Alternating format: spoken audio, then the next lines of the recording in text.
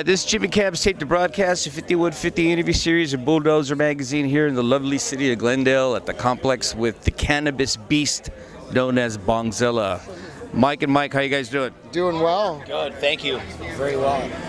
Why don't we start off with this tremendous event going on tonight of Weight. So many eclectic but amazing bands that are playing with you guys today. Cool. Primitive Band. And another Wisconsin band. How crazy is that out here in Glendale? Northless and Primitive Man. I've wanted to see them for a long time. So yeah. And they know lots of, it seems like we're all part of the same small knit national community that does shows like this, and it's a good mix of sound too. Like all the bands tonight feed off of each other very well. It's similar style, but all brutal in their own different way. Yeah, this is like a really good rock show. Let's get into it. This is what's really interesting about Bongzilla. Since 1985, you guys have been playing a crushing, devastating set of real music. Here we are so many years later. How do you guys keep the energy going for that? I don't know, we took a 10-year break. That'll help. From and now, there's so much, it's funny, weed gets us excited and wakes us up, where most people are trapped on the couch because they smoke weed. But for us, weed, makes me a little kid, every morning's Christmas or something. It makes us hyper, and it, sparks some creative thing inside of us that just wants to play these types of riffs, and this kind of music. It's the weed.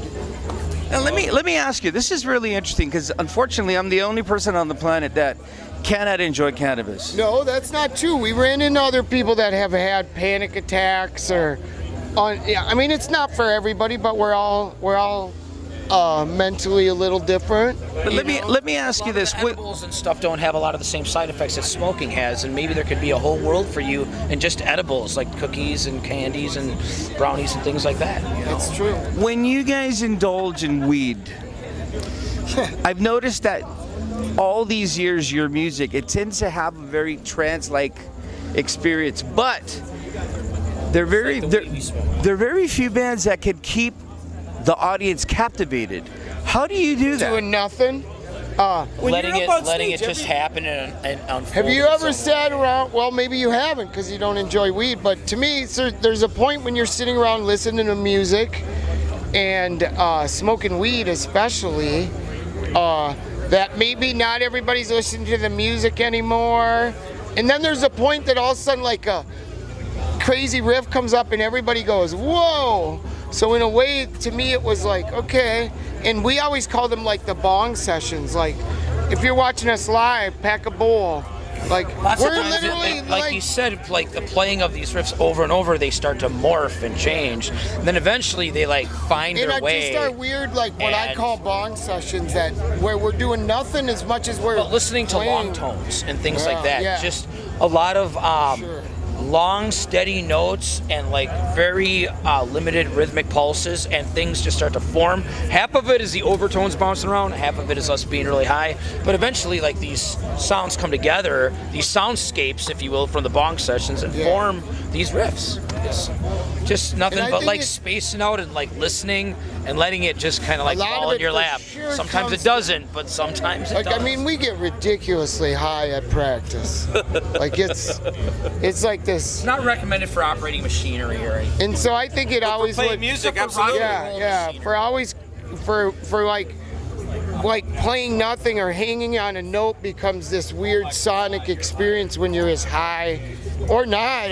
Some people get off on it when they're not high, but for me it's when you're overtaken by nothing, it's I don't know. It's hard to explain. It's hard to have words for it because half of it is just the waves of sound, and then they find their own way. They just find their own way. Yeah. Now that it's a lazy approach because we're not really putting in a lot of effort, I guess is what it sounds like. But that's maybe that's what it's all about. You guys are a true cannabis band, man. Yes. Let the pot speak for organically and real. Absolutely. Let me ask you this: now that weed has not been criminalized in the United States anymore, and there's been so many changes with legislation, now that weed is being recognized medically for its efforts, now that weed is basically no longer the devil's plant, there's a whole new audience that is gripping and just blazing, and they're discovering Bongzilla. Like 10, 15 years ago, it was a specific small demographic. Now your audience is all over the place. How do you feel about that? With 20 other people. We're There's chicks at your shows now. We're glad. Yeah, can you believe it? That's how weird really is weird. that? Dude, how weird is that? It It's is awkward, but And they smoke pot, like a lot of pot. A lot of It's pot. like what? And you can bag them. Like, And they're hot. you can.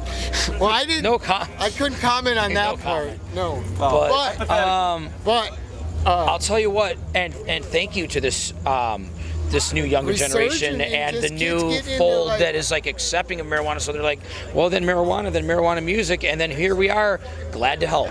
You know?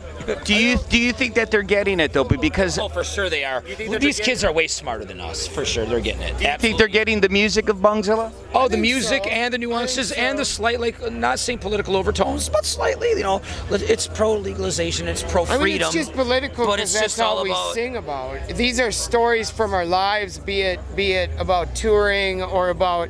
I mean, it was funny. Somebody's like, "What have you been doing for 10 years? You weren't playing music." And I go, "Well, one, we were all pretty much playing music, We all were. and we all smoke as much weed as we do if we would have been Nothing playing has or not." changed. It's like this is a side. Oh, you started a band.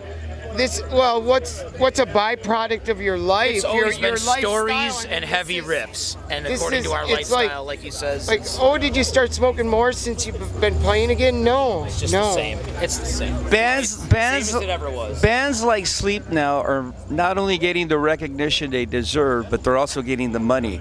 Why isn't Bongzilla getting the Why aren't you being recognized for what you did so many years ago? Well, I think we are. I think we are in our own way. It's I know what you're saying, but I don't see us at that level. We were the second tier. yeah. to We me. were kind of the second We weren't. tier. We weren't. I You hate were God. heavy as fuck when there wasn't heavy as fuck. Yeah, but we weren't I mean, buzz we could- of we it. could And go I back. hate we were like a Sleep. millisecond behind all that a little bit, you know, and giving kudos to Those those. are the Those were bands big that- influences of ours, sure, like I Hate Sleep God and and I Hate Sleep, God. and of course Sabbath and like classics, as you can tell. But yeah, we were there when people started getting into it, and that's fortunate, you know. I mean, that we played with those people that are in a way as much heroes as my friends Our now idols is and just our friends at the insane, same you know? time. That we can wake up and go, oh, we're going to go on tour again and have good shows now versus going to see I Hate God with 20 people. I know you all did it. You're like, this is There's a the lot of greatest band crusty in the shows world. Why to is there build up to 20 this people kind of here, right? acceptance. Hell It's yeah. like, what the fuck? Yup. So, I mean, I think it's incredible, but yeah, I also feel really humbled and honored by that. Even, Do you? Are you? Even, oh God, Absolutely. yeah. Are you kidding me? Yeah. And It's to gotta be able to get rewarding, good right, weed. to be And not it's only like- recognized? you don't worry about brown weed in the U.S. anymore. Do you? I think, More I think importantly, somebody there's did not something that they segments scored of the brown geography weed in that have the city US, weed. right? Now They're everyone like, has good how weed. did you even do that? That's amazing. How did you score brown weed in the U.S.? Let me ask you this, because now that you're talking about cannabis, let's really go deeper into the cannabis issue. There's a lot of attacks going on federally on these, especially here locally, on these clinics. But at the same time, Federal tax. they're attacking these clinics. Oh, a tax. not Attacks. Tax. There's an interesting revolution going on right now with cannabis. Do you see yourselves at the forefront of that?